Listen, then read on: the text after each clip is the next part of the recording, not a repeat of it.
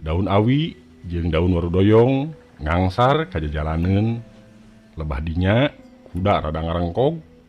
Sado asa ngulawit ka tukang. Mang Ohim babacaan bari terus mencutan kuda. Sangkilang mudun sado teh bater majuna.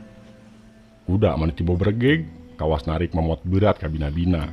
Perongseng bau menyan campur jeung angse kembang teu pararuguh.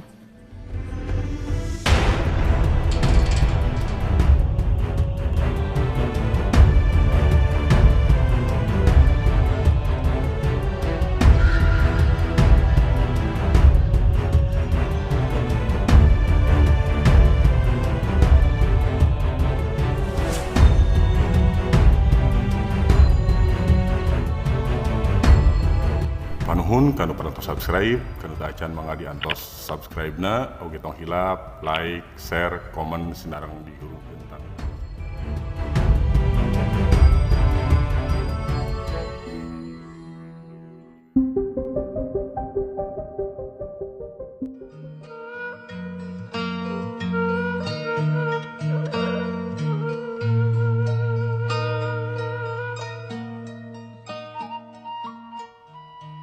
Congkang ngaran tempat antara kampung Sasak Besi Limbangan jeung kampung Pasir Laja Cibatu. Didinya aya pakuburan umum sisi jalan pisan, pernahna luhureun lamping. Harieum ku tatangkalan pang-pangna tangkal samoja jeung warudoyong pacampur jeung dapuran awi. Kungsi sumbar dongengeunaan jurig congkang cenah nyumber kana kajadian anu kaalaman ku Mang Ohim kusir sado urang Sindang Anom Limbangan tahun 1840-an keur can aya kandaraan mobil atawa motor patali marga Cibatu Limbangan atawa sabalikna ngandalkeun leumpang boga duit ngaborong sado nu ngakut barang ngaborong roda padati ngan kudu beurang keneh sabab liwat lohor mah tukang sado atawa roda padati arembungeun sieuneun ngaliwat ka congkang nu pajar angar tea. Ninggang di Mang Ohim isuk-isuk menang borongan muatan di pasar Limbangan ka Cibatu. Haget ditarik kuda metung ku muatan ngabret. Tanjakan mayat lebah congkang asangan sakilat di sorang. Memeh lohor geus nepi kan dijugjug. Beres nurunkeun muatan kalawan ongkos nu gemakeun, Mang Ohim ngejedles rek mulang ka Limbangan. Ari pek aya tetangga panumpang tadi ngageroan men tadi anteur ka Pasir Jengkol. Nawar ongkos lumayan. Beurang keneh ieu Gerentes Mang Ohim moal nya rejeki datang teu disadonan. Kritik sado mawa muatan ka Pasir Jengkol. Ari heg panumpang meredih supaya didagoan. Hayang dianterkeun deui ka imahna tadi. Kaje nambah ongkos. Mang Ohim teu mungpang. Ceuk pamikirna asal ulah kaburitan lebah congkang. Pas jajah panumpang ti Pasir Jengkol ka Cibatu deui, karek bisa langsung mulang. Horeng geus asar akhir. Liwat kaum Cibatu asa geus reup-reupan. Kuda digitik lalaunan ku gagang pecut. Ngaliwat Pasir Laja geus harieum beungeut. Ngong azan magrib Mang Ohim ngaranjug. Tadi kamalinaan teuing di Cibatu jeung Pasir Jengkol. Kuburan congkang geus nyampak hareupeun. Katuhun lamping nang tawing. Daun awi jeung daun warudoyong ngangsar ka jalaneun. Lebah dinya kuda rada ngarengkog. Sado asa ngulawit ka tukang. Mang Ohim babacaan bari terus mencutan kuda. Sangkilang mudun sado teh bater majuna. Kuda mana tiba bergeg kawas narik mamot berat ka bina-bina. Perongseng bau menyan campur jeung angse kembang teu pararuguh. Mang Ohim ngoprot kesang. Saku merekis ladang narik ka Cibatu jeung Pasir Jengkol ngadadak asa kempes marengan hate peot ku kasieun. Tetela jurig congkang milu numpak kana sadona. Menang setengah jam, tegang, kuda ngosod, kusir ngompod, lebah rungkun haur, pengkolan ka lembur Ciseupan, sado ujug-ujug karasa cung kedang, kuda kalepasan ngabret, mun teu dikenyed senameng par ka sisi moal boa labas ka Cimanuk.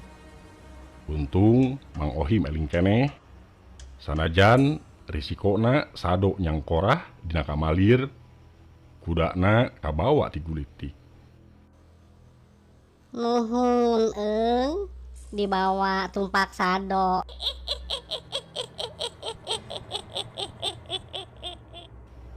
Kitu kadenge ku Mang Ohim samemeh manehna katur lengan. Eling-eling geus liwat Isa kapanggih ku nu ronda. Laju pada nulungan dijajabkeun ka imahna, kudana ditungtun ari sadona mah diantep we sisi jalan rek diurus isukan. Kajadian nu kaalaman 65 tahun ka tukang ku Mang Ohim masih keneh sok aya bukur catur nepi ka kiwari. Sanajan patali marga limbangan Cibatu geus rame balawiri nepi ka Janari tengah peuting, anger we ari lebah congkang mah sok aringeteun kana lalakon jurig tumpak sado Mang Ohim.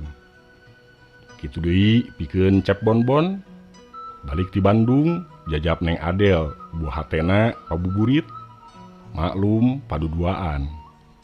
Najan dina sedan teu bisa tarik ngagas. Di jalan tol ge ngaya tebe daleungeun bekaur jejem nyekel setir, maklum saruana papada ngopepang. Nyelang heula dahar di hiji restoran limbangan ngalimed. Geus beres babayar dius deui indit. Harita geus reup-reupan ngahaja ambeh poek di jalan. Kasempetan keur tepak toel. Barang mengkol ti sasak besi asup tanjakan Ciseupan deukeut ka congkang, mobil rada ngrejed henteu ngagleser. Pedah beda jalan kitu. Dina jalan provinsi di Hotmik kana jalan kabupaten aspal plastik di pula saeutik. Barang deukeut ka congkang, sedan beuki beurat majuna keur mah nanjak deui. Sakitu geus dioper kana gigi hiji angger semumugen, malah hiek kaambe bau lain haseup menyan atawa sirara kawas nu kaambe ku Mang Ohim 65 tahun ka tukang. Ieu mah bau karet tutung. Cep Bonbon ngahuleng kan pas rem kitu. Neng Adel ge rada eleke sekeng, komo barang ret kalebah congkang ngablegbeg hideung, maklum harieum. Tungtungna reg mobil eureun, mesina paeh sorangan. Cep Bonbon bingung da teu apal nanaon kana mobil ukur bisa majukeun bungkul.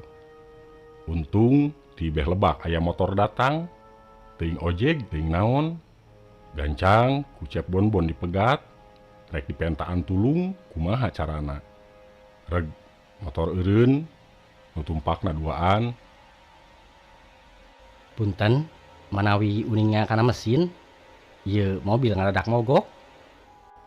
Cep Bonbon rangkeun, nu dibonceng turun, terus alak ilik kana mobil, di starter, mesin hirup deui. Teu nanaon, Cek nu ngilikan, ngan bantu Kang Gugus, kade bitu di jalan. Teu nanaon, nah atuh gejed.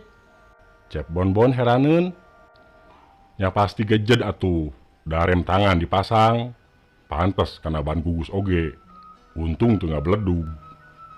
Cek nu mantuan bari celak deui kana motor, dius deui maju.